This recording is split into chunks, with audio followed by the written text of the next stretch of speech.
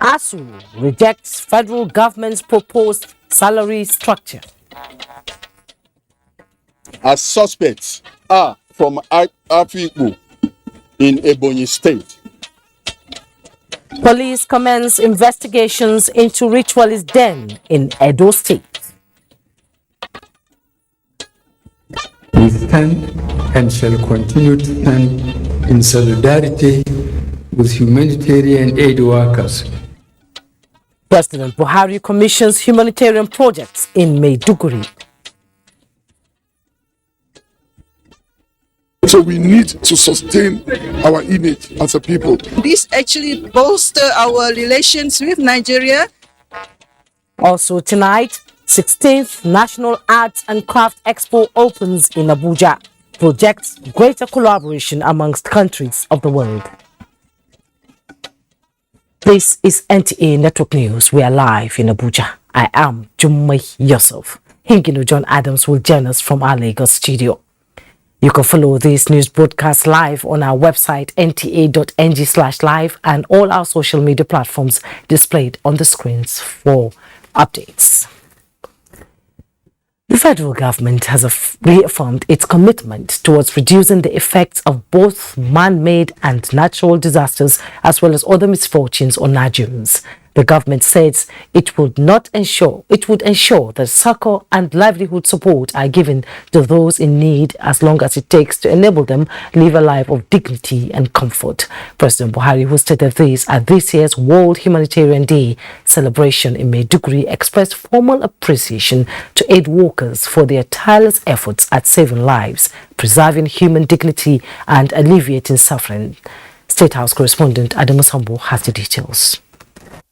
The World Humanitarian Day celebration themed Service to Humanity, It Takes a Village, is set aside to honor and appreciate humanitarian workers for continuing, despite all odds, to deliver life-saving support and protection to people most in need. Records show that since 2016, 35 of them lost their lives, 22 wounded, and 28 abducted by criminal gangs. There's no way the good people and government of Borno State will not honor the memories of those who have died and appreciate the contributions of those that are still with us, given the enormity of the challenge that we have faced in our current district and the incredible dedication of the humanitarian community in helping us. One of the reasons, Excellency, we have chosen the Northeast, in particular Borno State, as the venue for this year's event is to highlight tremendous improvement in the humanitarian condition in this region, to provide a human face to plight of IDPs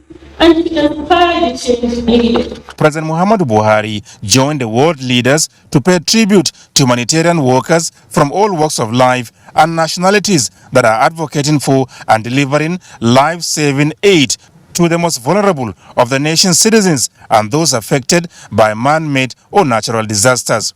We stand and shall continue to stand in solidarity with humanitarian aid workers and recognize their tremendous service and sacrifice. Their selfless commitment and actions stand as an example to us all.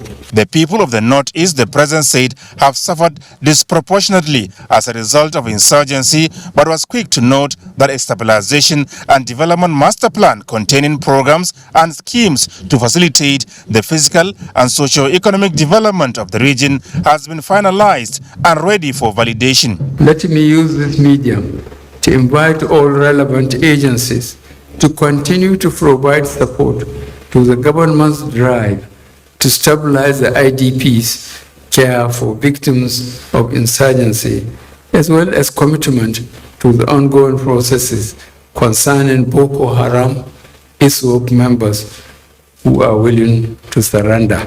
As a government, we will continue to support those most in need, acknowledging the threat that unexploded ordnances can pose to post-conflict returnees, as witnessed in the latest IED incident in Bama, President Buhari said specific programs and projects will be put in place towards responding to these emerging challenges of explosive ordnance as well as the increasing number of orphans and widows. He used the opportunity to once again appreciate the armed forces and other security services for their professionalism and tactical penetration to the hideout of the criminal elements, leading to appreciable improvement of the security situation in the northeast. I therefore implore you not to relent in your efforts. Continue to take the fight to their hideouts and ensure they are completely eliminated. I also implore you to ensure adequate security for farmers in their farming activities. During the event, exemplary humanitarian workers were recognized, while a 500-unit housing estate for the IDBs constructed by the federal and Borno state governments were inaugurated virtually by the president, who also unveiled a food basket and inspected an exhibition of skills acquisition products. From Maiduguri, Borno State, Adamu Sambo, NTA News. Meanwhile, Minister of Humanitarian Affairs, Disaster Management and Social Development, Saidia Umar Farouk, has flagged off the disbursement of cash grants for vulnerable groups, targeting over 7,000 beneficiaries in Borno State. The minister also flagged off 5 other national social investment programs in Borno, all designed to address poverty and improve the standard of living of the citizenry. Memuna Garba has the details. Supporting us, they reduce the poverty. This government considers that a person with disability can also be an independent with such a support. These are some beneficiaries of the various programs. The Minister of Humanitarian Affairs, Disaster Management and Social Development, Saidia Umar Farouk, disclosed that President Muhammadu Buhari directed that 70% of the beneficiaries must be women and 30% youth, while at least 15% of the total number must be allocated to citizens with special needs, including persons with disabilities and senior citizens. Similarly, the Minister Saidia Umar Farouk has flagged off digitized conditional cash transfer payment system for all households to be receiving monthly stipends of 5,000 naira for the period of 2 years, with another 168 youths issued certificate starter packs as well as 10,000 naira monthly stipends for the special end skills training category. This is one of the highest plots in the country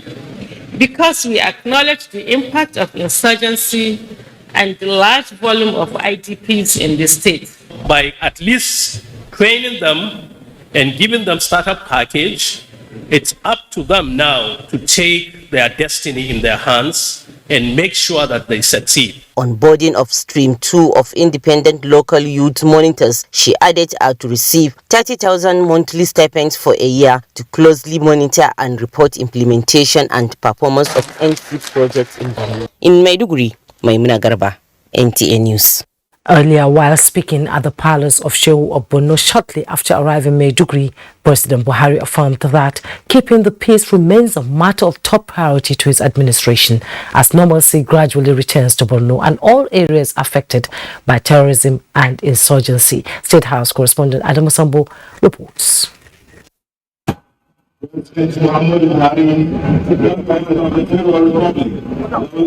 This is President Muhammadu Buhari's third visit to Borno State in the last 14 months in demonstration of his genuine efforts at restoring permanent peace in the state for sustainable development. The intermittent downpour notwithstanding, the people of the state, young and old, line up the major streets of Maiduguri to show appreciation as the president and his entourage headed to the Sheh's palace.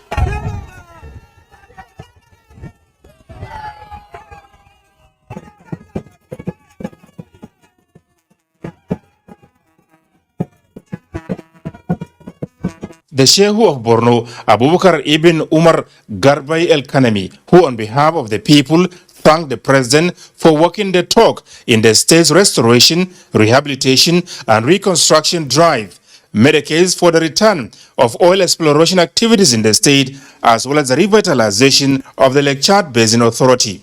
The Chad Basin Development Authority, when fully operational, will no doubt complement your administration's efforts towards enhancing the nation's drive for food security and also serve as an avenue to revive and sustain those so far resettled. I'm pleased to inform this gathering that His Excellency President Buhari last week has approved the sum of 15 billion naira in favor of the Presidential Committee on Repatriation and Resettlement, with the view to resettling our refugees that are living in the Republic of Chad, Niger, and Cameroon. And this is a clear testimony of his administration's desire to shift its focus from shorter-term humanitarian support to medium and longer-term sustainable and durable solutions. Responding, President Muhammadu Buhari appreciated the people of Borno for recognizing his administration's efforts at the restoration of normalcy in the state, promising that nothing will be left to chance towards keeping the peace for sustainable socio-economic development. Relative to time and resources, certainly this administration has paid the attention to this part of Nigeria because they deserve it. Firstly, to establish peace, and of course to keep helping the people. As you all know, this administration closed the border so that we can encourage Nigerians to grow what they eat and eat what they grow. That helped us with the problem in oil production and its politics.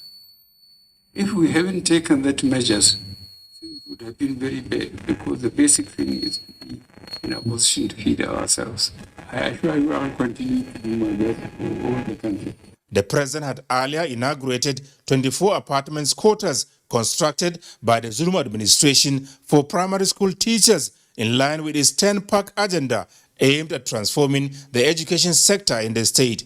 The project, Governor Zulum believes, will not only create a conducive and enabling environment, but also desired motivation for teachers to put in their best. President Buhari has since returned to Abuja. Adamu Sambu, NTA News. Let's now bring you up to speed with other news making the rounds. We can now confirm that the Academic Staff Union of Universities, ASU, has rejected the recommended consolidated university academic salary structure presented by the federal government to the union. ASU said the proposed salary structure, which was drafted by the National Salaries, Incomes and Wages Commission, did not follow the principle of collective bargaining. A statement by ASU President Professor Emmanuel Osodeke advised the federal government through the Ministry of Education to return to the new draft agreement of the 2009 FGN ASU Renegotiation Committee, whose work spanned a total of 5.5 years as a demonstration of good faith. Still on education, an arm of the university union known as Congress of University Academics is canvassing for better ways of addressing infrastructure deficit and poor funding in the university sector instead of resorting to strike actions. We're in a democratic dispensation.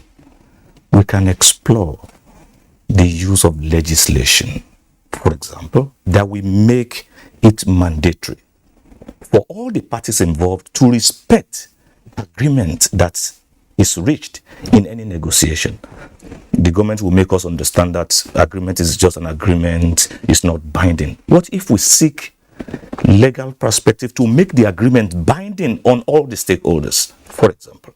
So if we explore that, we can achieve more than keeping students at home, demoralizes them. I mean, the country will not benefit from such. And the lecturers themselves, ourselves, were also badly affected when we have strike actions. The excerpt is from our nationwide news broadcast earlier today.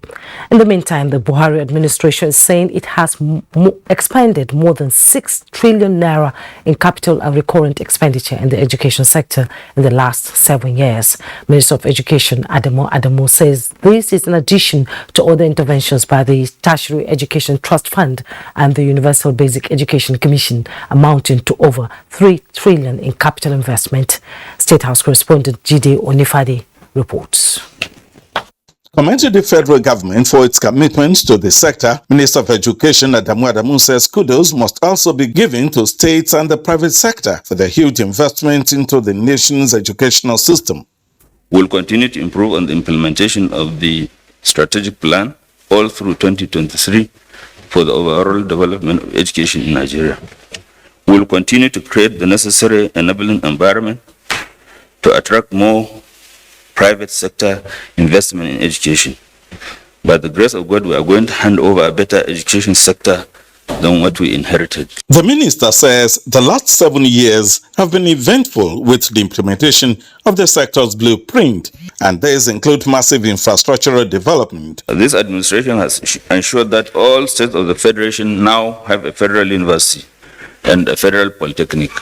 May I inform you that the Commission has already started putting together a working template to regulate the senior secondary education in the country.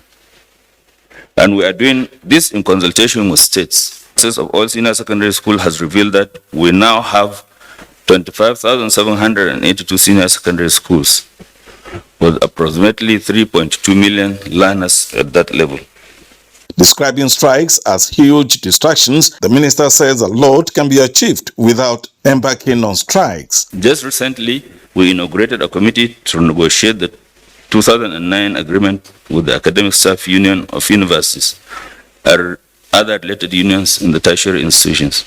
We are doing everything humanly possible to conclude on the negotiations. It is our hope that the outcome of these negotiations will bring lasting industrial peace to our campuses. Of Education. Minister Adamu spoke at the weekly executive briefing of press at the presidential villa in Abuja, organized by the presidential communications team. In the State House, Jide Onifade, NTA News. We'll take a break. When we return, more reports coming your way. Do stay. My daughter-in-law, so how are you planning for my son's birthday?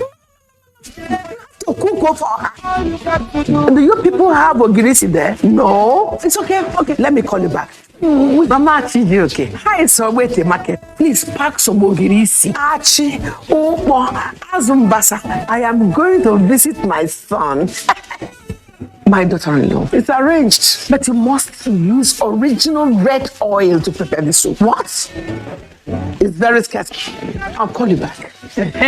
Mama Chijo, please include Isio Morocco, my daughter-in-law. Everything is now set. But don't forget that gold wristwatch I saw the last time I visited. With 11 kobo per second calls to all networks, the only thing you run out of are things to say. Get a Glow SIM or dial *777# now. That's it, boo-boo. When we are asleep in the night, they are awake. When we are awake in the morning, they are still awake. In the bush, air, land, and sea. Every time, anytime, everywhere. They are our security forces. In season and out of season, standing in there for you and I. Standing in there for our nation to keep Nigeria safe. Let us always support them. Let us pray for them. Let us help them to serve us better, to serve the nation better. Let us support the federal government of Nigeria. Together, we can weather the storm. Vital information, call 091-3590-4467.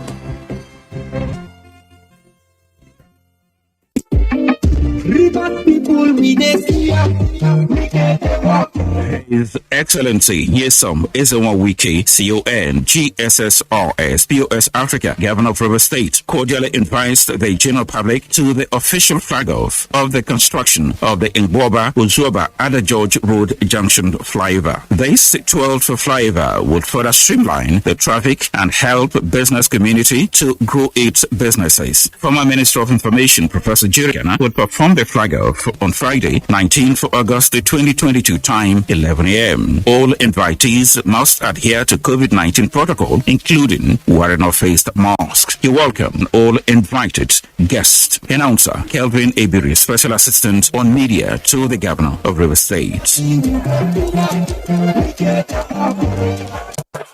The Nigerian Institute of Public Relations (NIPR), in collaboration with 70 organizations, invites the general public to a 2-day citizen summit for national integration, peace and security. Theme: Reopen Conversation, Rebuild Trust. It is a solution-driven initiative towards addressing issues of national cohesion for sustainable development. Day 1, Tuesday, 23rd August 2022. Opening ceremony, plenary and syndicate sessions on key thematic areas to be chaired by Dr. Mrs. Dere Awoshika, Chairman, Access Bank PLC. Day 2, Wednesday, 24th August 2022, second syndicate and annual general meeting. Special guest of honor, Muhammadu Buhari, GCFR, President, Federal Republic of Nigeria. Venue, International Conference Center, Abuja. Time, 9 a.m. daily. Host, Bala Mukhtar Sirajo, President, NIPR. More information, please call October Shagun Mujshemi on 0903 366 6723 or Stanley Ongadigo on 0818 436 8353. Citizen Summit, Partnership for Nation Building. Announcer,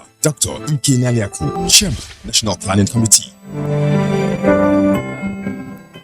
The families of Major General Lawrence Anibi Onoja and Barrister Reverend Solomon and Mrs. Hannah Wada announce the wedding ceremony of their daughter, Miss Loretta Etta Onoja and Barrister Omojo Chehu Wada. Activities are as follows. Church wedding, date Sunday 20th August 2022, time 12 p.m. Venue, Ecumenical or National Christian Center, Abuja. Reception follows immediately at International Conference Center, ICC, opposite Radio House, Abuja.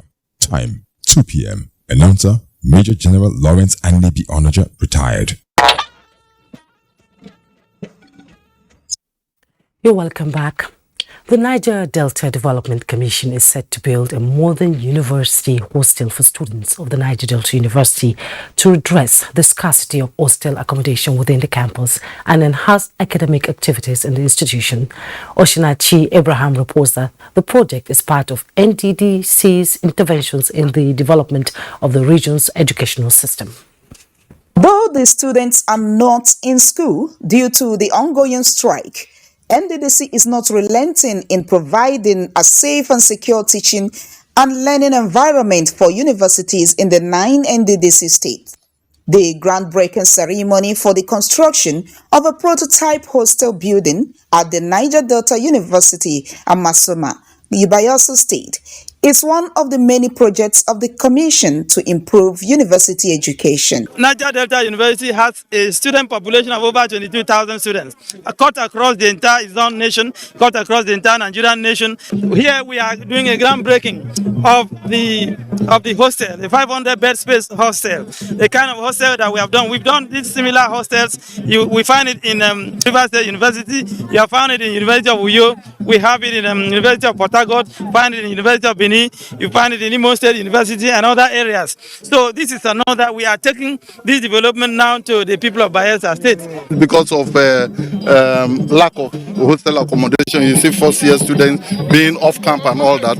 This is where we are intervening as NDDC, so it's in the right direction. If there is any word that will qualify this, I will say we are scientifically grateful, very wonderful that I'm seeing this happening in Niger Delta University.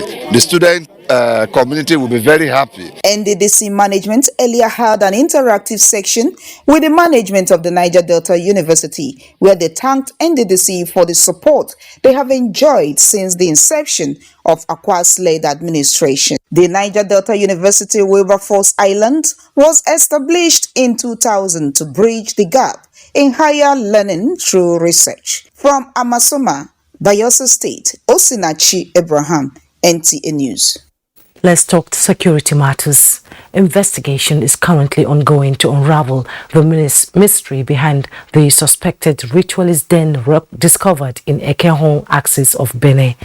Ogochukwuka Ono reports on the latest developments arising from the video which has been circulating on social media.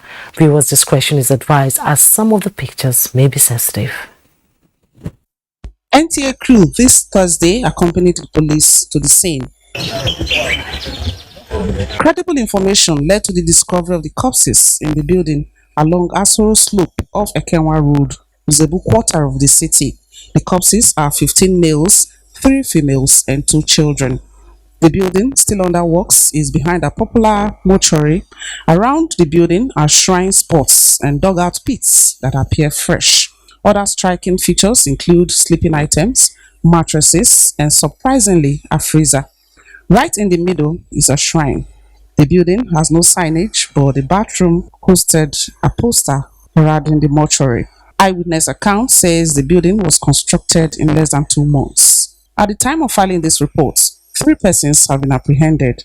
One, a brother of the owner, another, a worker who supposedly came to resume as a driver. With the police as suspects are Chimobi, Okoewe, Oko, Samuel, both of them from Afikpo in Ebonyi State, and one Gideon Sunday. Gideon Sunday is from Akwa Ibom. The owner of the place, as we speak, is still on the run, and his name is Chukwu Otu. While there, one Osaro Napi walked in, claiming he deposited his mother's corpse with a supposed mortuary, which was at first situated at First East Secular in Benin. The police invited him to identify his mother's corpse, which he did, corroborating that it was a mortuary. I told you I came here 3 weeks. I was with the paper. They didn't allow me to see her because I was on with the paper. There's a document they give to me. That's what they told me, that it's a mortuary. Two of the questions on the lips of many is that if actually this is a mortuary, will children be in a morgue, and is it registered with government? NTA will keep you updated as events unfold. In Benin, Orochkuka Ona, NTA News. In continuation of military offensive against bandits and terrorist groups in Kaduna State, troops of Operation Forest Sanity have cleared enclave of one of the notorious bandit, Lawan Kwalba, terrorizing people in Shikun local government area. During the operation, troops seized 27 bags of fertilizer suspected to be used by bandits for explosive production. Also recovered from the bandits' camp are some batteries likely to be used for manufacturing of explosive devices, a motorcycle, 2 mobile phones. Troops also made some arrests of some suspects close to the destroyed camp, and investigation has commenced. Kaduna State government in a statement described the ongoing operations in terrorist den as commendable. Similarly, combined security operatives on patrol along Zaria-Kano Highway have rescued 2 kidnapped victims around Unguwar Namama. Troops intercepted migrating bandits in the area and engaged them in gun battle, forcing them to abandon their victims and escape. Those rescued are husband and wife with their 10-month-old baby, who were suspected to be kidnapped from neighboring states.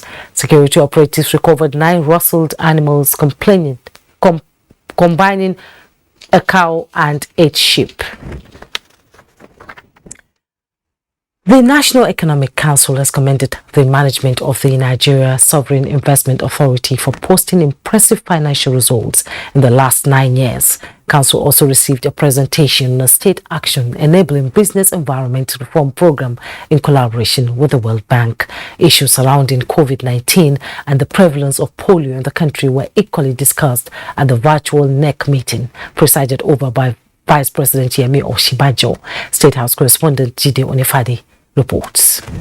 Director of NSIA briefed the NEC on the various activities of the company, especially on the 2021 year performance. Governor Abdullahi Sule of Nasarawa State, speaking on the report presented by the Managing Director of the Nigerian Sovereign Investment Authority during the National Economic Council meeting. The governor says the council finds the financial results of activities of the NSIA as very impressive. For the 9th year in a row, the NSIA has consistently remained profitable, closing the year 2021 with a performance of 153.8 billion naira. Jumoke Oduwole explains efforts of the Public Secretariat to deepen enabling business environment reforms across subnationals. The program under the World Bank will cover $750 million. The operation is $730 million for performance, and then $20 million for technical assistance. There was also update on COVID-19 and polio in the country. Governor Hope Uzodimma speaks on this. Director General of NCDC also made a presentation as the status of COVID-19 testing levels in the country, which revealed that Lagos State, FCT, Kano, and Rivers State had the highest testing per week, but generally still lower than the target. Monkeypox situational snapshots from January 1st to 14th August 2022. 530 suspected cases, 29 states with suspected cases. Confirmed cases are 220, with a death record of 4 deaths. On the direction of the Vice President, the Council resolved to set up a subcommittee of Council that will liaise with the appropriate federal government officials to look at all the issues that may have arisen as an implication of the new status of the NNPC Limited, and also issues around PIA. The Vice President acknowledged the numerous get well messages he received from members of the Council and also thanked Nigerians in the State House. Jide Onifade, NTA News. Thank you, Jide. The Minister of Finance, Zainab Ahmed, has again affirmed that Nigeria's subsidy regime is a burden that continues to put the country in their financial situation. While making submission to the House of Representatives Committee investigating the premium motor spirit subsidy, the minister said funding of petroleum subsidy is neither desirable nor sustainable. National Assembly correspondent Lami Ali reports. Fuel subsidy is costing Nigeria trillions of naira. For 2022 alone, 4 trillion naira is approved as expenditure for fuel subsidy from the 17.1 trillion naira budget of the federal government. Could have been funds that will apply to other vital sectors of the economy, such as health, education, and social protection. So we are carrying the budget that will not sit back as citizens and really assess whether it is beneficial for us to continue to use this. There are concerns following allegations of sharp practices in the entire payment process on subsidy.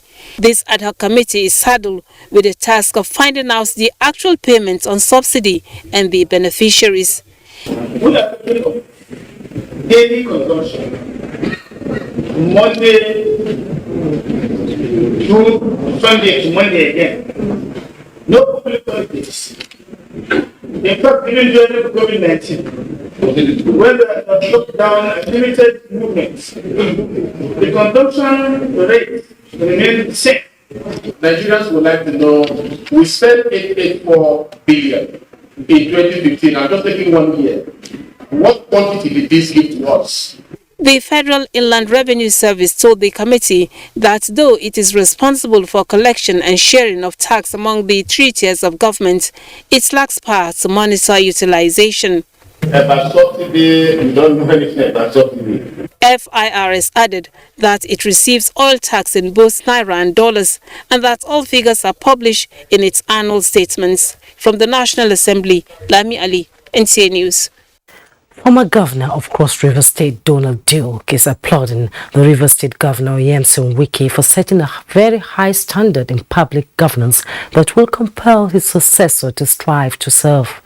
Former Governor Duke was speaking at the flag off of the 11th flyover bridge in Abuja local government area of River State. Ogidi Inyakwere reports. Beginning from the second tenure of Governor Wike, the administration has embarked on the construction of several flyover bridges in Port Harcourt Metropolis and Obiakpo local government area. Ikwere Road, Rumokuta-Rumola Junction flyover, just flagged off, is the 11th in the series. Governor Wike says every modality to expedite the construction of the project has been put in place. He reiterated that no project will be left uncompleted, enjoining the communities to support the contractors to actualize the project. If you project what will happen in this state in the next 3-4 years, and you don't try to solve the problem and tax it now, you will regret it. The population explosion and the traffic congestion will be something else. So it is better solved now. Former Governor of Cross River State, Donald Duke, noted that the many flyover bridges constructed by Governor Wike makes Port Harcourt easy to navigate, and the governor is applying the resources of River State appropriately. I pray the momentum that you have established in this state never wanes. Where to be is River State. And I want to congratulate you for that because you have shown potential. The flyover takes off from Ebony Junction along Rumola Road to terminate at the Adventist Church, Rumukuta. It will be the longest among all the flyover bridges so far. In Port Harcourt, Oge Dinyekwe, NTA News.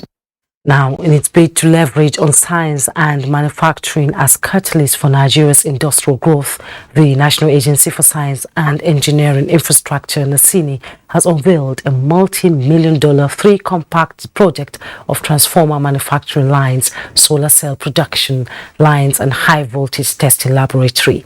Kenneth Lanning reports that NASINI is in partnership with the China Great Wall Industry Corporation. It's been a long time coming as the agreement to this partnership was signed in 2023 under the Nigeria-China bilateral relations. The much-needed local competence in key areas of science, technology and innovation is set to receive more impetus. The technical team from China is on ground for a final site assessment and visibility study, especially with the proposal of alternative sites at the Idu Industrial Area in Abuja and elsewhere in Nasarawa State. Bringing the much-anticipated project home, the Chinese partners already feel at home. It is also an initiative expected to percolate into other domestic platforms of technology transfer, as NASINI is also in partnership with the University of Port Harcourt on the projects. Having commenced training of indigenous engineers and technicians for the transformers manufacturing lines, solar cell production and installation, and maintenance of a high-voltage testing laboratory, Executive Vice Chairman of NASINI says the projects tick all boxes for a nation focused on manufacturing and a knowledge-driven economy. There are so many people that have opened fabrication laboratory who do the frames for us. The aluminium companies will be resuscitated because we don't have to import the aluminiums, and other businesses will come from. Even in NASINI, we will have to expand. Build our factory, our production line will increase the revenue, the exports. I think this will be a very good opportunity to develop the country. China is funding 85% of the projects to Nigeria's 15%. The projects are expected to be completed within 24 months of commencement. Kenneth Nanim, NTA News. Ingino is in Lagos with the next set of reports. Hello, Ingino.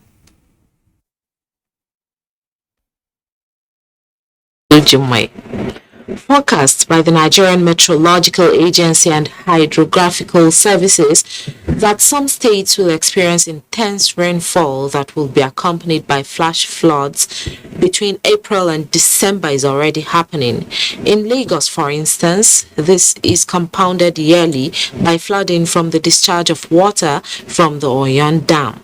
Diana Ajale visited some communities likely to be affected to find out how residents are planning to cope with the situation.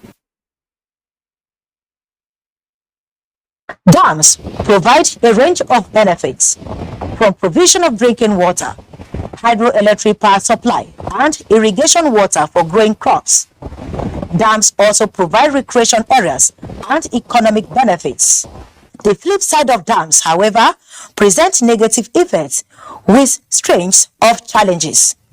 For instance, whenever there is excess water in them, there is need for discharge, and these can cause flooding with associated disaster and destruction of property. The water will come.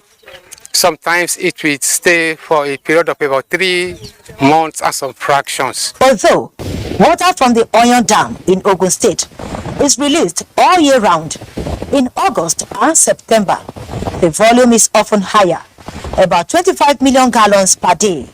This enormous discharge inundates some areas in Lagos with water, particularly those close to the banks of the Ogun River. Currently, Agility Estate is looking dry and perfectly okay.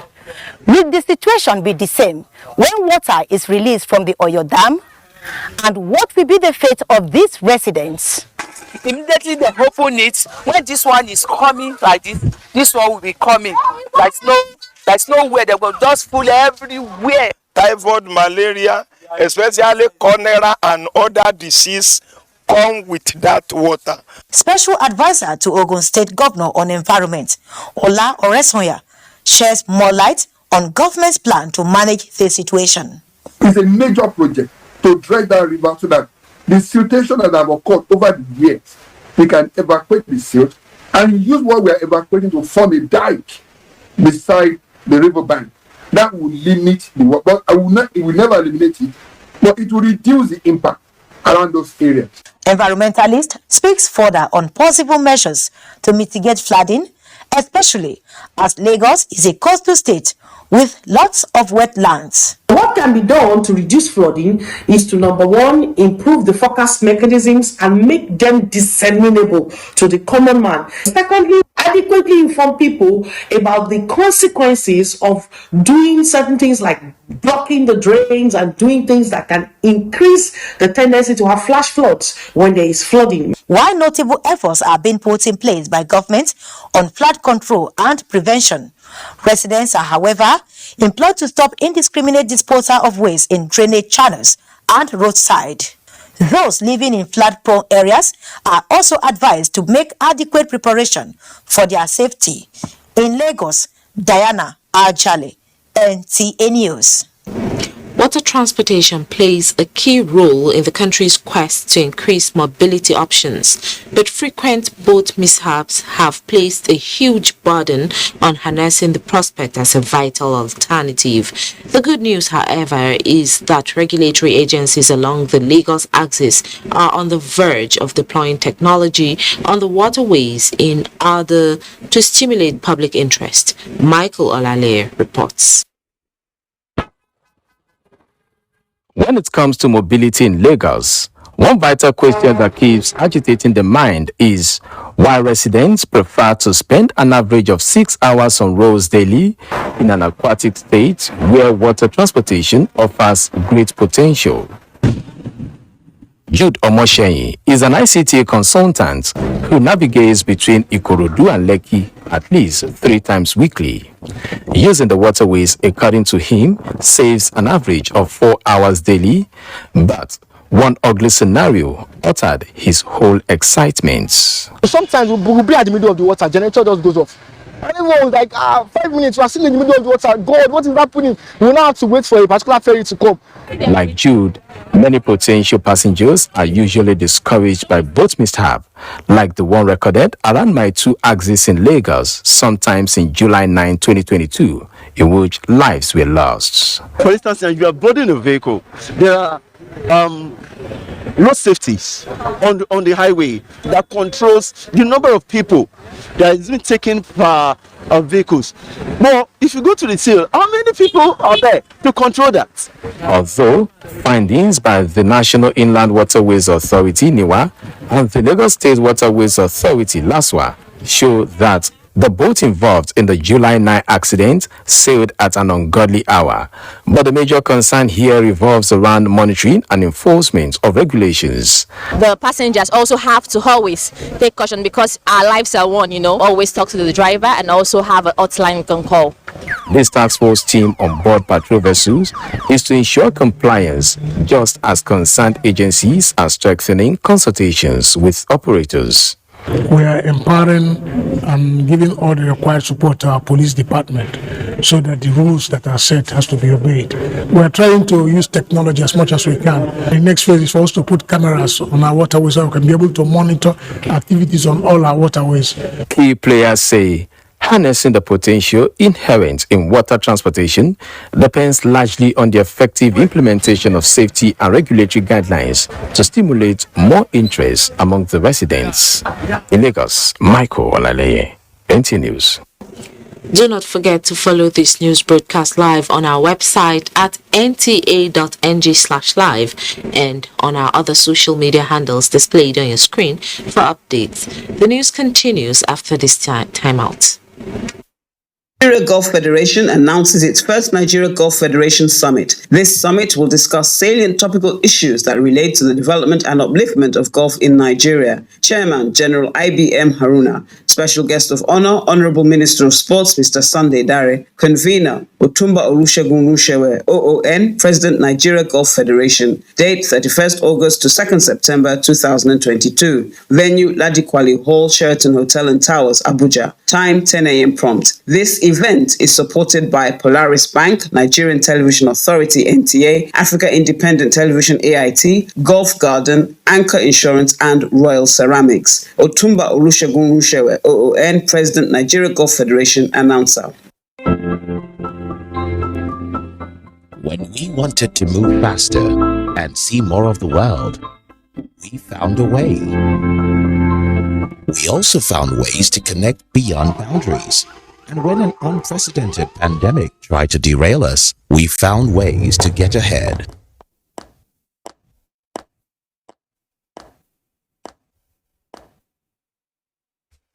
Are we ready? Ready. Ready. Ready. Ready. As your bank, we have stayed proactive, creating dynamic solutions and leveraging cutting-edge technology to drive global expansion into new markets.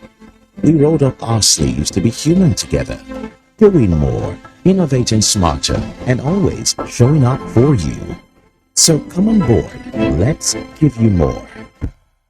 Access more than banking. Music is fuel that fires up our soul.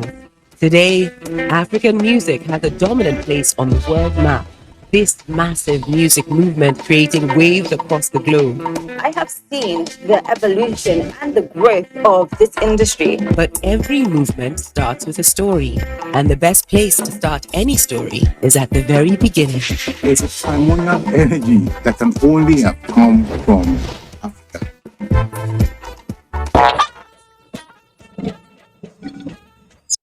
Thanks for rejoining us. Boosting personal morale to achieving efficiency in service delivery is a function of having sound operational tools and other supportive gadgets. It is in realization of these basics that the Federal Road Safety is providing additional vehicles as reinforcement to drive the core mandate of guaranteeing safer roads. Abubakar Akwanga reports.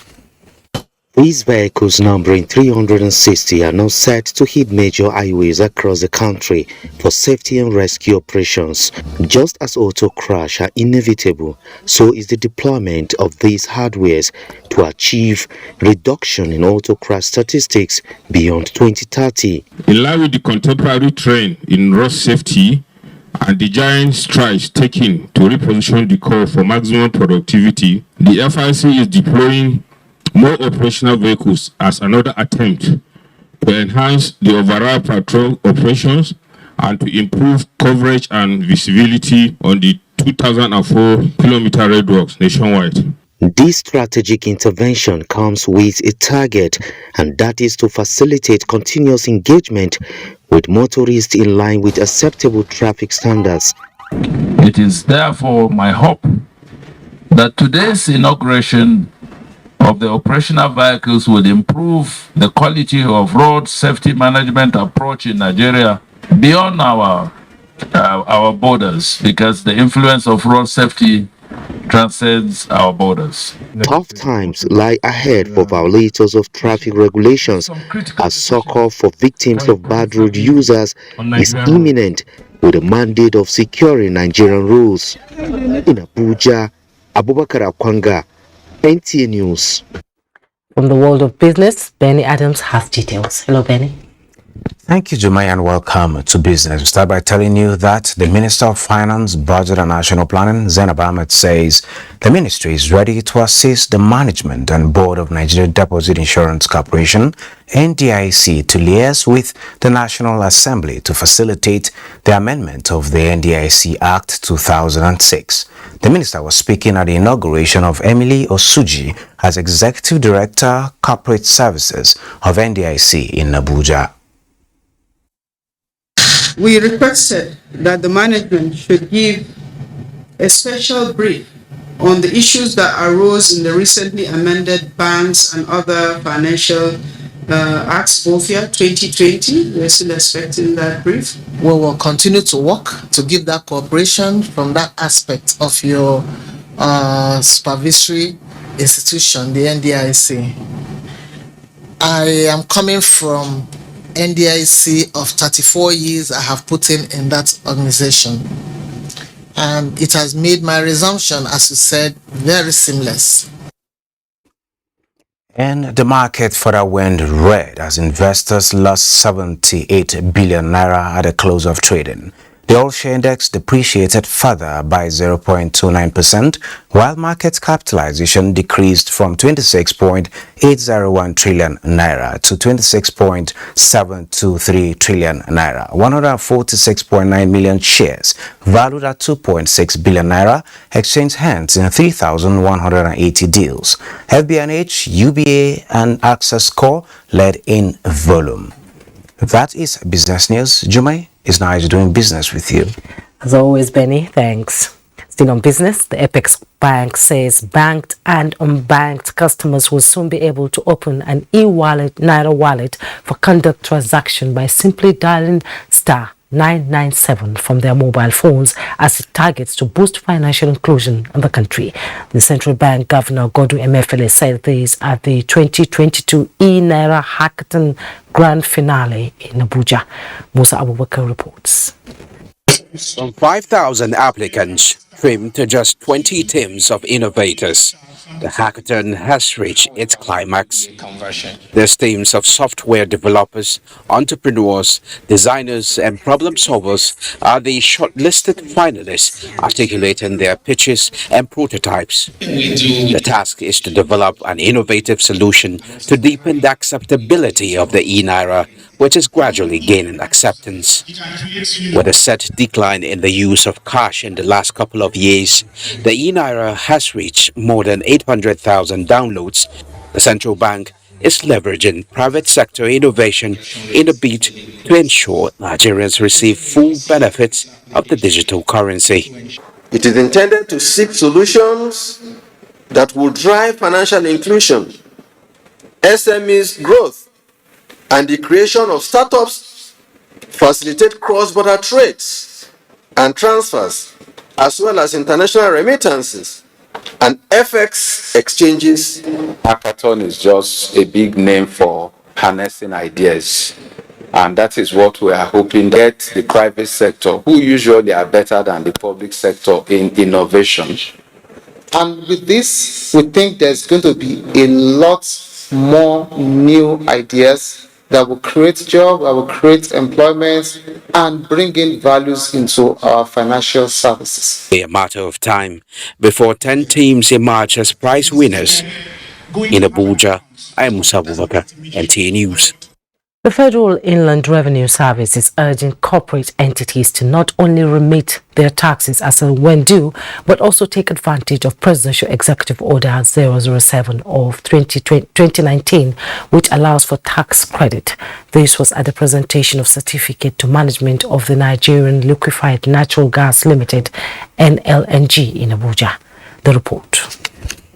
It is a handshake of cordiality and cooperation between the nation's largest taxpayer, the NLNG, and the largest contributor to Federation account, the FIRS.